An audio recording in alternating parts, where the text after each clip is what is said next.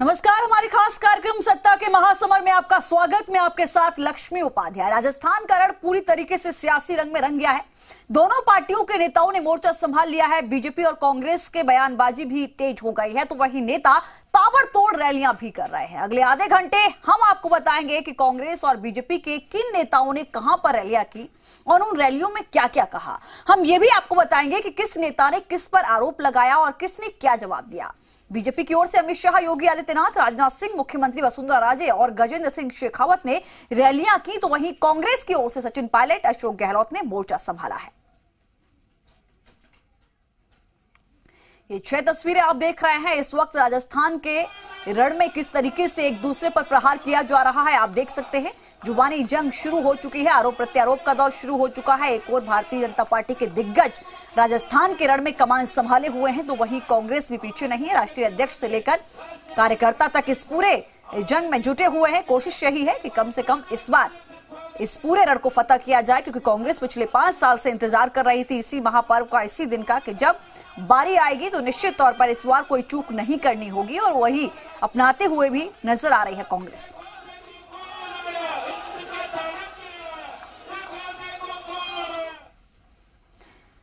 तो चलिए सबसे पहले बात करते हैं बीजेपी के चाणक्य कहे जाने वाले अमित शाह की। अमित शाह ने आज सिरोही, जालौर और पाली में चुनावी सभाओं को संबोधित किया, तो वहीं उदयपुर में पार्टी प्रत्याशियों के पक्ष में रोड शो किया। इस दौरान अमित शाह ने कांग्रेस पर जमकर निशाना साधा। सर्जिकल स्ट्राइक से लेकर एनआरसी के मुद्दे तक हर मामले में कांग्रेस को अमित शाह ने जमकर घेरा। ये 4 तस्वीरें आपके सामने।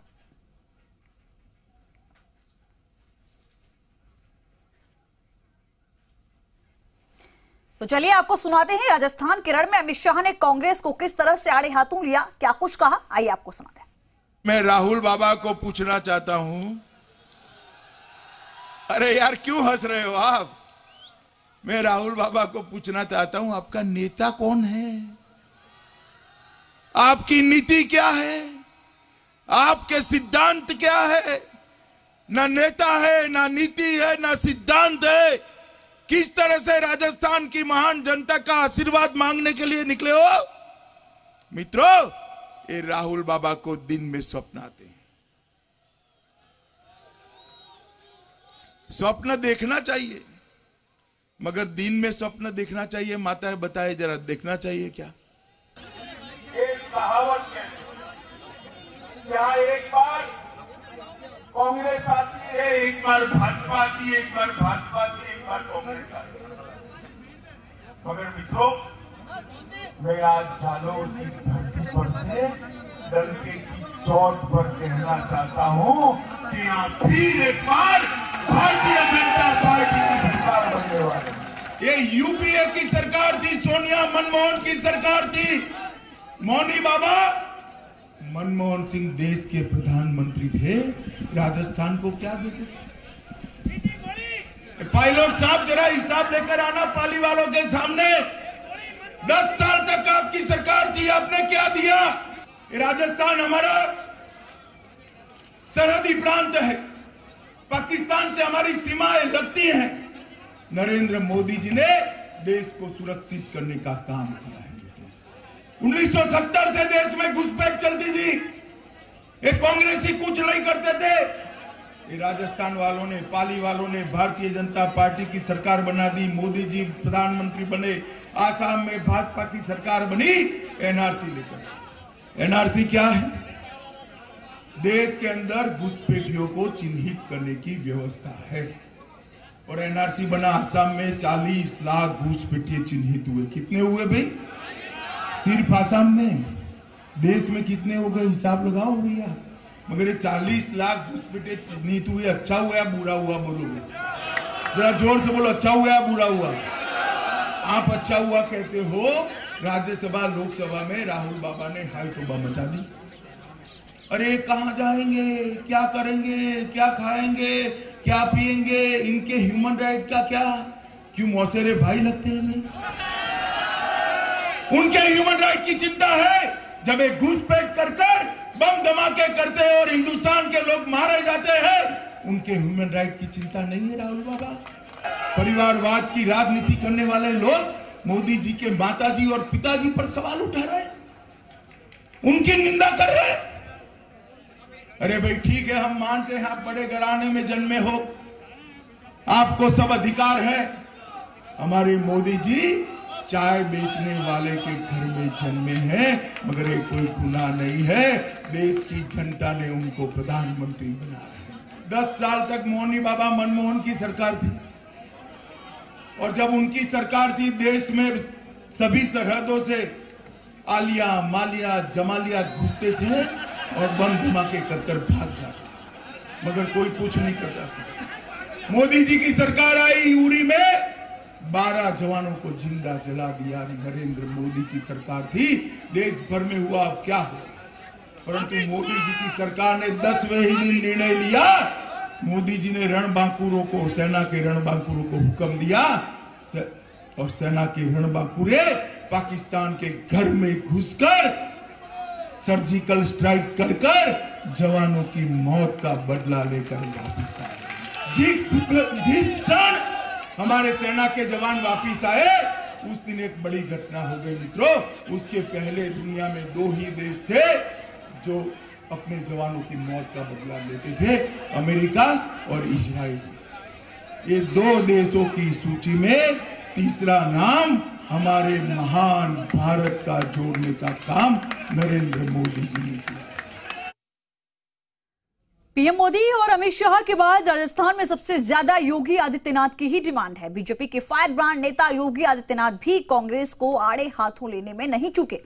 आपको याद होगा, गौ तस्करी की घटनाओं के बाद उस पर सबसे ज्यादा माहौल अलवर के आसपास के इलाके में ही बिगड़ा था, और आज एक दिन में ही योगी आदित्यनाथ ने अलवर में 4 रैलियां की, और इसके अलावा रैली उत्तर प्रदेश से सटे भरतपुर के नगर विधानसभा क्षेत्र में भी योगी आदित्यनाथ ने रैली की। जोरदार स्वागत हुआ है योगी आदित्यनाथ का। आप देख रहे हैं काफी लंबे समय से इस तरीके की डिमांड भी हो रही थी कि उत्तर प्रदेश के सीएम योगी आदित्यनाथ राजस्थान में कब प्रचार के लिए उतरेंगे, और उस डिमांड को देखते हुए भी कहीं न कहीं बीजेपी के पोस्टर बॉय कहे जाने वाले योगी आदित्यनाथ को मैदान में उतार दिया बीजेपी ने।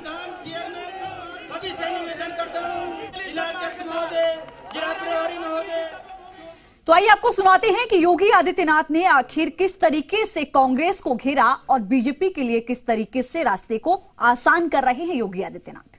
केंद्र और प्रदेश सरकार ने जनता के लिए और राजस्थान के विकास के लिए जो कार्य किया है, उसको देखते हुए मैं कह सकता हूं कि राजस्थान में भी भारतीय जनता पार्टी की सरकार श्रीमती वसुंधरा राजे जी के नेतृत्व में दोबारा अवश्य बनेगी। कोई संदेह राजस्थान में भी नहीं रहना चाहिए। अपनी विधानसभा में भी विधायक भारतीय जनता पार्टी का ही चुन करके भेजें, जिससे विकास, सुशासन और सुरक्षा का एक माहौल पैदा हो सके। हम कांग्रेस के नेताओं से पूछना चाहते हैं कि 55 वर्षों तक शासन करते रहे, लेकिन सड़क नहीं दे पाए, बिजली नहीं दे पाए, पानी नहीं उपलब्ध करा पाए, गरीबों को रसोई गैस के निःशुल्क कनेक्शन नहीं उपलब्ध कराए। गरीबों को रसोई गैस का कनेक्शन तब उपलब्ध हो पाया जब मोदी जी प्रधानमंत्री बने और श्रीमती वसुंधरा राजे आपकी मुख्यमंत्री बनी, तब हर गरीब परिवार को रसोई गैस का कनेक्शन मिलना प्रारंभ हुआ। मर्यादा पुरुषोत्तम भगवान श्री राम के राम राज्य की अवधारणा को साकार करने का एक माध्यम है, जिसके माध्यम से हर चेहरे पर खुशहाली हम लोग लाना चाहते हैं, हर चेहरे पर खुशहाली लाना चाहते हैं, और उसी खुशहाली की जिससे आज हम सब आपके पास आए आपसे कहने के लिए कि विकास और सुशासन की गारंटी केवल भारतीय जनता पार्टी दे सकती है। कांग्रेस की यूपीए सरकार थी और आपके इस क्षेत्र में एक वर्ग विशेष के लोगों का कितना तांडव मचा रहता था। अराजकता, लूटपाट, छेड़खानी, महिलाओं का अपहरण, पशु तस्करी, ट्रैक्टर खोल के लेके चले जाना। कांग्रेस के लोग इन अपराधियों के खिलाफ कार्रवाई नहीं करते थे, उन्हें गले से लगाते थे। भारतीय जनता पार्टी आई, अंकुश लगाया गया। कश्मीर के अंदर आपने देखा होगा, कांग्रेस की जब सरकार थी, आतंकवादियों को ये लोग बिरयानी खिलाते थे, और आज भारतीय जनता पार्टी की सरकार है, तो पाक परस्त आतंकवादियों को हम बिरयानी नहीं खिलाते, हम उनको गोली खिला रहे हैं। गोली, बंदूक की गोली आतंकवादियों को दी जा रही है। उधर केंद्रीय गृह मंत्री और बीजेपी के वरिष्ठ नेता राजनाथ सिंह ने भी ताबड़तोड़ रैलियां की। बीकानेर में राजनाथ सिंह ने सियासी बिसात पर कांग्रेस पर जमकर निशाना साधा। कांग्रेस के सीएम फेस पर सवाल उठाते हुए राजनाथ सिंह ने कहा कि बारात निकल चुकी है, लेकिन दूल्हा कौन होगा ये पता नहीं है। वहीं झुंझुनू के खेतड़ी में राजनाथ सिंह ने पीएम मोदी को चोर कहने के बयान पर राहुल गांधी का जमकर घेराव किया।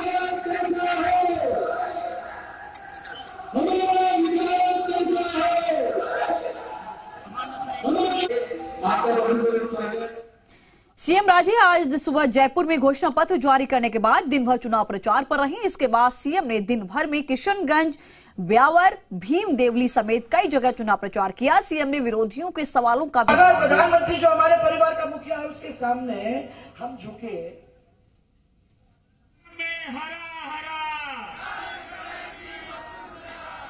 केसरिया में नसीराबाद का प्रतिनिधित्व आपके साथ रहेगा। जैसे ही अपना मैं झुकती हूँ कि नहीं झुकती हूँ वो याद आ गया, मैं किसके सामने झुकती हूँ कि नहीं झुकती हूँ वो याद आ गया। मैंने कहा कि हमारे बड़े लोग परिवार के होते हैं, तो हमारी संस्कृति है, हमारे संस्कार है, हम अपने बड़े लोगों के सामने झुकेंगे। आप अपने घर के बड़े लोगों के पैर नहीं छूते क्या? छूते कि नहीं छूते? बताओ मेरे को, छूते है ना? तो अगर प्रधानमंत्री जो हमारे परिवार का मुखिया है उसके सामने हम झुके तो क्या बुरा किया? अगर हम हमारे राष्ट्रीय अध्यक्ष जो हमारी पूरी पार्टी के अध्यक्ष है पूरे देश के, उसके सामने झुके तो क्या बुरा किया?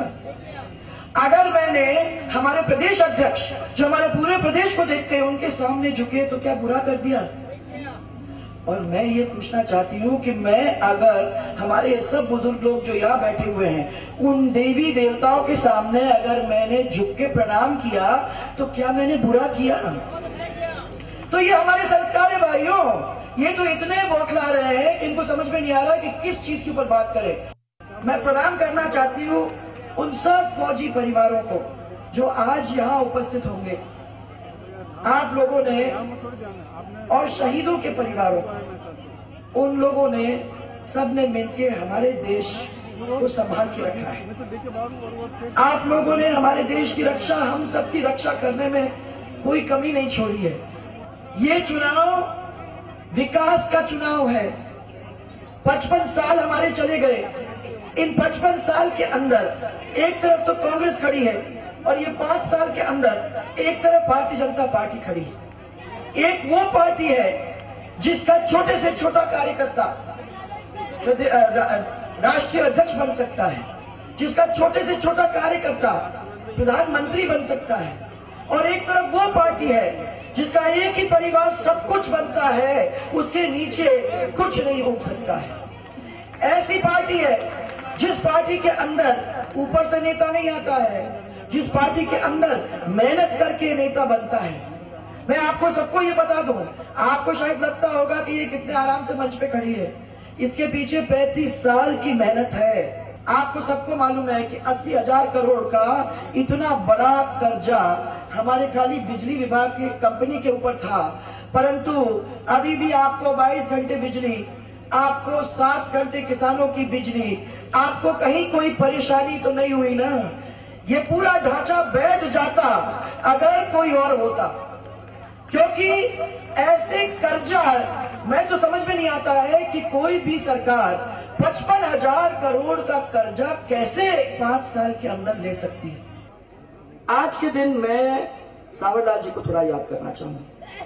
सावरलाल जी के साथ मैंने बहुत दिन काम किया और ऐसे व्यक्ति, मैं आप सबको क्या बताऊं, मंत्री बनके एक मंत्रालय नहीं, आज तो उस मंत्रालय के 2 हिस्से 2 मंत्री संभाल रहे हैं। उस समय वो एक मंत्री ने 2 मंत्रालय को संभाल के इतना अच्छा काम किया राजस्थान के अंदर। बहुत सारे लोगों ने मेरे से कहा ये तो महारानी है, इसको क्या मालूम धूल क्या होता है, इसको क्या मालूम गर्मी क्या होती है। परंतु मैं आपको ये बताना चाहती हूँ कि दिल की रानी तो हूँ और दिल की रानी रहना चाहूंगी, परंतु आज महाराजा और महारानी हमारी जनता है। इस चीज को जो भूल जाता है उसको जनता अपने आप ही बता देती है। और फिलहाल यहाँ वक्त एक छोटे से ब्रेक का है, फौरन लौटेंगे।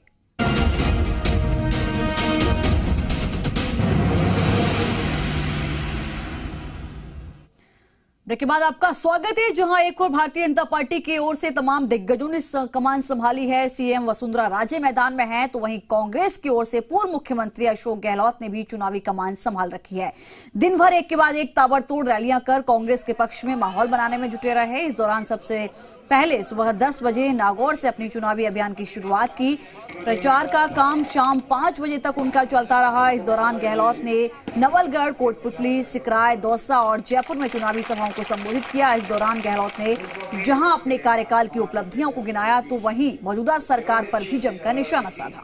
ये 6 तस्वीरें आप देख रहे हैं। तो ये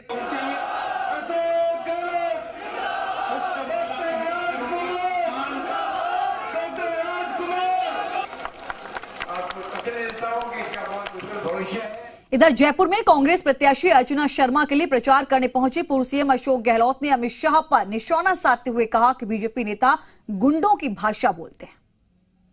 सबसे बड़ी बात में अखरी है, अमित शाह ने तो कहा कि आप जो वोट मांगने आवे कांग्रेस वाले, उनका गिरेबान पकड़ लो।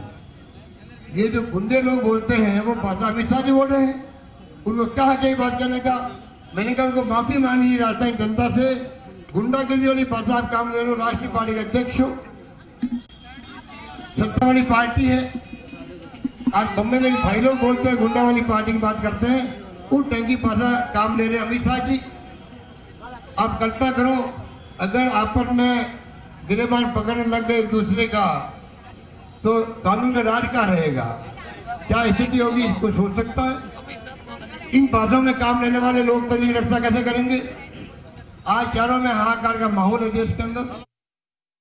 गहलोत तो दूसरी ओर कांग्रेस की ओर से सचिन पायलट ने मोर्चा संभाला। पायलट ने बांसवाड़ा, उदयपुर के भीड़र और चित्तौड़गढ़ के निम्बाहेड़ा से भी जनसभा को संबोधित किया और बीजेपी पर जमकर हमला किया। पायलट ने बीजेपी के 5 साल के कार्यकाल पर निशाना साधते हुए बीजेपी और सीएम राजे को निशाने पर लिया। आप लड़ रहे हैं मेरे सामने, जो पब्लिक की कांग्रेस पार्टी को 7 तारीख के दिन वोट देना है, आज उसको टाइम है, अगर 8 तारीख की और इसी के साथ इस बुलेटिन में फिलहाल के लिए इतना ही। बाकी खबरों के लिए देखते रहिए जी राजस्थान। नमस्कार।